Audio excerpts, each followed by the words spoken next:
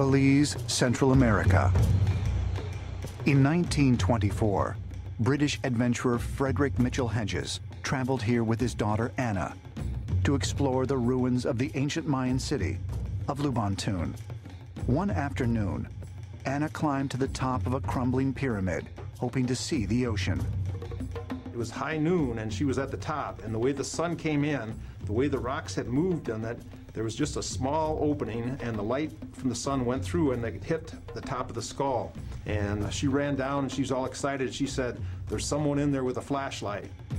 Anna's father and others in their party were too large to fit inside the small opening of the pyramid. So they tied a rope around Anna and lowered her into the hole. When she came back up, Anna held the top of a strange crystal skull. A second search uncovered a matching jaw. As you might have suspected, nothing you just heard is true. The real story about the Mitchell-Hedges skull is quite different.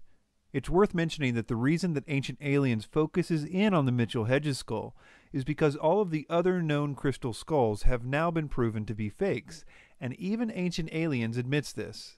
Scientific tests have determined that the two owned by the British Museum and the Kay Branley were not authentic pre-Columbian artifacts. The Mitchell-Hedges skull was the last hope for a real one, and the only reason it was the last hope was because the daughter of Mitchell-Hedges, while she was still alive, refused to have an official study done to see if it was fake or not. Rather than that, she toured around with it in New Age conventions and the like until she recently died.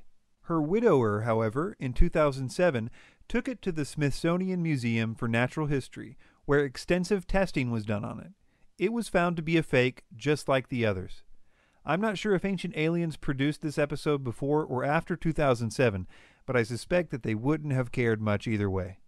The real history of the Mitchell-Hedges skull starts with another crystal skull that was in the British Museum, which the forger of the Mitchell-Hedges skull copied it from.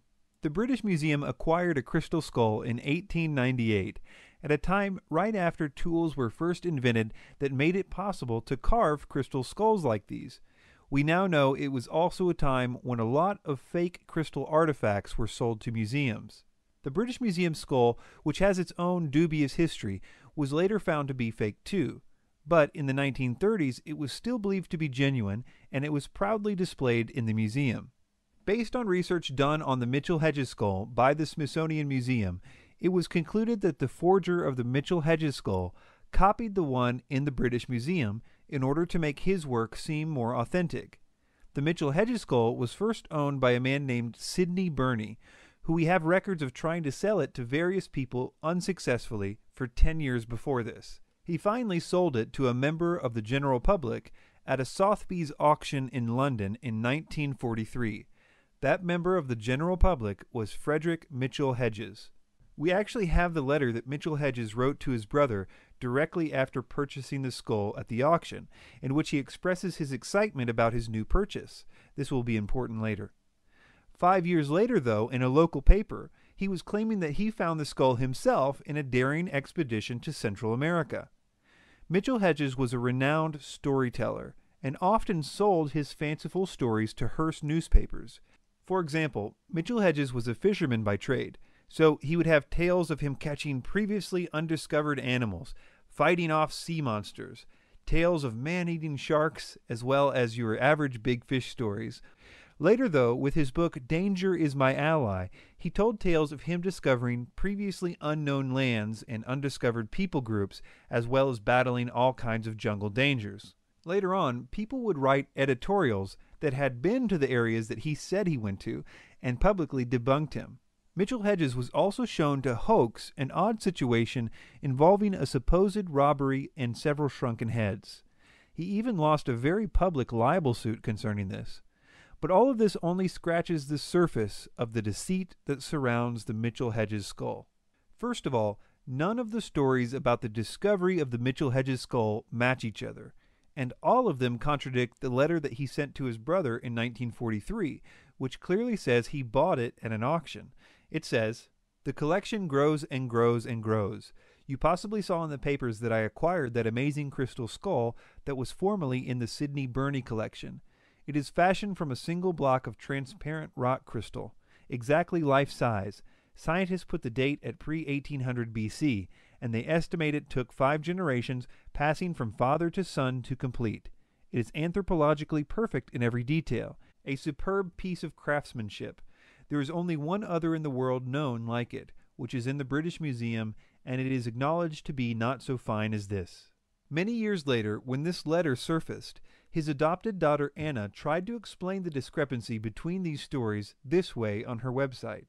Quote, "In 1943, Mitchell-Hedges got embroiled in another controversy that still rages in some quarters to this day. In times before burglar alarms, it was not unusual to leave valuable items with friends if one was going away for long periods of time. Mitchell-Hedges did this with a school friend, Sidney Burney, who had always shown an interest in the crystal skull. However, in 1943, Burney inexplicably put the crystal skull up for auction at Sotheby's in London. Mitchell-Hedges learned of this the day before and was so furious that for a while he was unable to speak. Unable to contact Burney, he arose the next day at 5 a.m. and traveled to London to retrieve his property. Sotheby's informed him that the vendor was Sidney Burney's son. When they refused to withdraw it from the sale, Mitchell-Hedges realized the easiest way of regaining his property was to purchase it back. This he did for £400. This doesn't make sense for a lot of reasons, let alone that according to her story, which we will get to in a minute, this would mean that he had the skull for 10 years and didn't mention it to anyone, until after he writes this letter to his brother a decade later, obviously implying that it was something that he just acquired for the first time. After Mitchell-Hedges died, the skull was left to Anna Mitchell-Hedges, his adopted daughter, and this is when things get really sketchy. Anna spent her entire life trying to sell the skull. She hired a guy named Frank Dorland, an art dealer, to promote the skull so that she could get it sold. Dorland had worked with her father when he was alive to sell another one of his objects, which also turned out to be a fake. She and Dorland signed an agreement in July of 1964 that he would promote the skull and that the price of its sale must be no less than $50,000. Dorland then got busy trying to make everything look really official, including coming up with a totally different story for the skull's discovery. After this agreement with Dorland in 1964 was the first time that Anna claimed that it was she, not her father, who found the skull, something that no one else seemed to mention the last 30 years. By doing this, it made Anna the sole person who could establish provenience for the skull, something that a buyer would want, especially a museum. And because everyone else involved was dead by this time, there was no one left to contradict this new story. All of the mystical claims about the skull were born out of the 2 books that the promoter, Frank Dorland, commissioned in order to promote the skull. Here is a letter from Dorland to Anna concerning the writer who he wanted to write one of the books. Quote, "I have convinced Dick Garvin, who does sell, it is worth the percentage to you and me and you to furnish the information. This makes it a better book and makes more money all the way around. The skull is not sold. It is put to use in this manner and for public appearances to boost sales and interest." These books make outlandish claims about the crystal skull's origin and powers, and since the books were released at the height of the New Age movement, they enjoyed an uncritical and enthusiastic audience. During all these years, they tried desperately to sell the skull. The problem was that because of all the fakes, museums were now asking to validate the skull first. One letter from the British Museum to Anna shows that the negotiations were stopped when the curator caught wind of the actual history of the skull. None of this stops Ancient Aliens from promoting all kinds of contradictory stories about the skull. Yes, they're alien artifacts. Even some people think they're made on another planet. But they were created specifically to hold records from alien civilizations. There's a legend that there were 13 skulls, and that when the 13 skulls come together, then something significant will change in the world. Legend suggests that there are 12 additional worlds out there, planets which are inhabited by intelligent species.